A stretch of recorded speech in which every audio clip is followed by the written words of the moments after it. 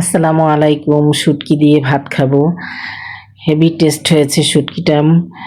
মুখে দিলেই একটা অন্যরকম অনুভূতি। কোনো গন্ধ তেমন একটা ছিল না। শুটকিটা রান্না করেছি গরুর মাংসের ঝোল মশলা দিয়ে। শুটকিটা প্রথমে খুব ছোট ছোট টুকরো করে পানিতে ভিজিয়ে রেখেছি ৩-৪ ঘন্টা, তারপর ভালো করে ধুয়ে নিয়েছি।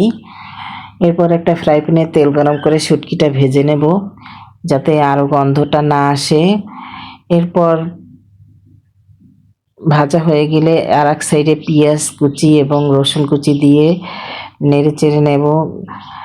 দেখেন গরুর মাংসের যে মশলাটা নিচে জমা হয়েছিল সেইটা 2 চামচ দিয়ে দিলাম। দিয়ে আমি ভাজা ভাজা করব। একটু লবণ দিয়েছি, লবণটা একটু কম লাগছে। দেখেন কি সুন্দর কালার হয়েছে। শুটকির তেমন একটা গন্ধ ছিল না, খেতে খুব ভালো হয়েছে।